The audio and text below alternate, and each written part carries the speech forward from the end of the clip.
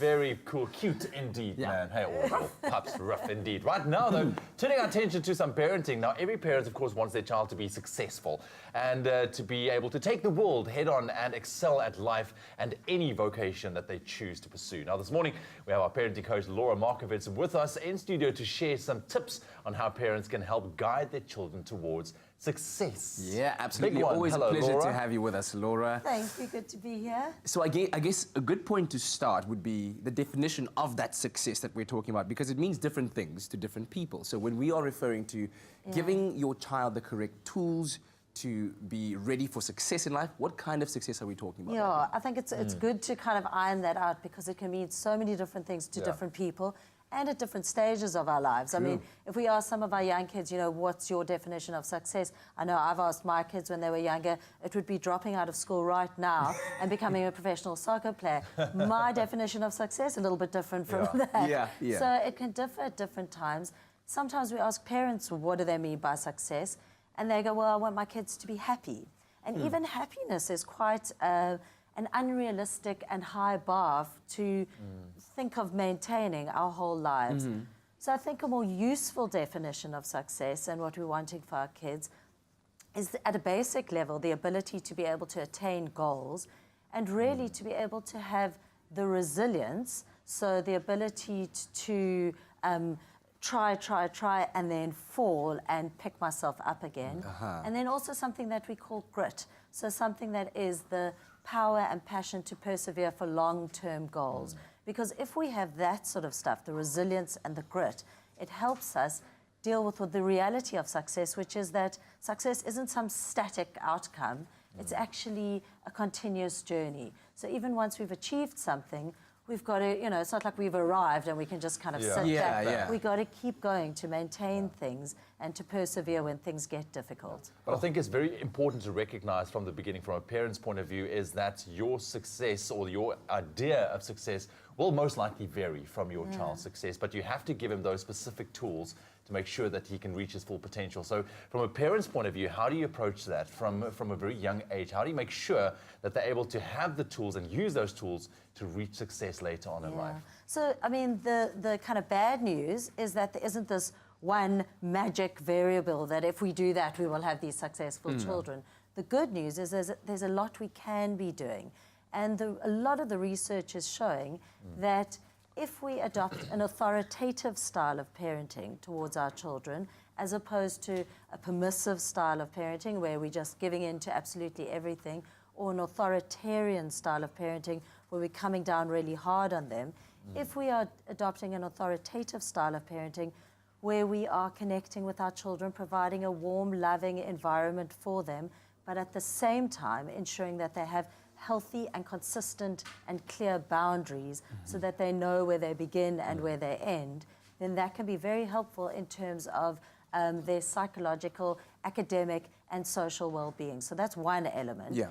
We also want to be developing this healthy self-esteem in our kids, so a sense of self-worth, that I'm good enough, that I have a sense of value in the world, that I have a sense of self-efficacy, that I can actually affect change in the world, so that we actually give them tasks so that they can see, oh, I can pack my school bag, I can do these things, I'm able to affect change in the world. And then also self-compassion, so that they are able to hold themselves and recognize when things do go wrong and when there is a bit of failure. It is an emotional thing, I understand. When there is a little bit of failure and we have a bit of a dip, that they are able to hold themselves in that. And some great, there's a woman called Carol Dweck, who's a Stanford psychologist, and she talks about something called a growth mindset. And that's really useful for us as parents because it helps us think about how we're praising our kids. So instead of kind of going, you're the most incredible artist, everything you do is incredible, it gives them kind of a false sense of who they are. So it's trying to be more authentic with how we're praising them more for their effort rather than their perceived ability in the world. All right, we're going to pause you just for a brief few moments as we reflect on all that you have said, and we're going to come back again with Laura speaking about how to give your kids those right kind of tools to prepare them for success in life, especially when parents always go, but I know what's best for you. I know what's best for you. Well, how that can be something that causes harm. It's my feel-good breakfast show. A very happy Wednesday to you as we welcome you back to your Feel Good Breakfast show. We're hanging out with certified parenting coach Laura Markovitz. We're talking about how to equip and prepare your children for success in the future. And perhaps we can start off first by recapping some of the practical tools, Laura, that you shared with us earlier on about what is essential in that toolkit for children to ready themselves for success. Yes, I think if we try and narrow it down, it's really thinking of the style that we're parenting with, so using an authoritative style that holds, that contains our kids, that gives them healthy sense of boundaries while still giving them the space to be kids, to have fun, to laugh, and to connect with us. And then building their self-esteem, their self-efficacy, their self-worth, their self-compassion in the world, and then being authentic with the kind of praise that we're giving them. So not just praising every little thing that they do, doing it in a more nuanced way, that we're giving them real praise, and looking more at the effort that they put into things as opposed to perceived ability or results. So it's not you're the best soccer player, but sure, you're really working hard at practicing and playing, those sorts of things.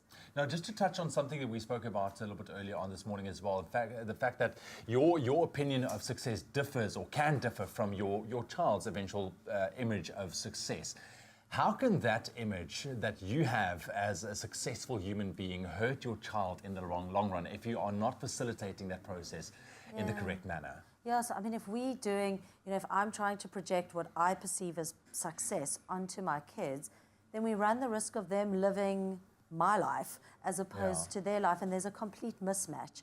And what we often see with that sort of thing is when they're living out somebody else's life, they tend to come crashing down because it suddenly becomes apparent that, hang on, where am I in this? Where's my identity in this? So we really have to give the space for our children to self-evaluate, think, what do I think about this? How do I feel about how I did in the test? Or how do I feel about things that I'm interested in or passionate about without me projecting everything of my hopes and dreams onto them? Yeah. Now, one thing I've been trying to focus on, and even though Phoenix is only 2 months old now, is trying to have real conversations with him that even when he cries, I say to him, listen, it's okay to cry, but one day when you're old enough and you're able to verbalize it, you need to tell me why you're crying so that we can help understand the problem. So let's talk about developing emotional intelligence in our children and how important that is. And I think it's so great, even with little Phoenix being so little, that you're starting to see how important it is and that we can start from really little. So it's helping our children identify the feelings that they have,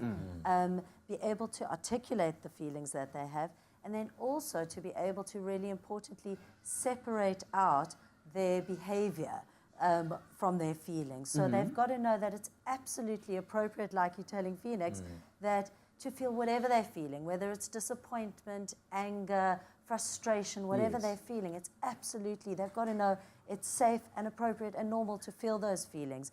We've got to help them learn how to manage those feelings because when they're interacting with people, just because I'm feeling frustrated and angry doesn't mean I can throw my toys at you, be it in the playroom or in the boardroom. Absolutely. Now, there's so much to talk about this. Thank you very much, Laura, for joining us. And I think also one of the most important aspects of, going forward in terms of success and helping your child to achieve success is allowing them to fail, but being there to support them through it as well. Absolutely. Thank you very much, Laura. Very important. There we go. So do your best. I know parenting, man, my friend. It's fun. It's fun so far. It is epic. But there you go. Allow your child just to be himself and facilitate that process of success successfully.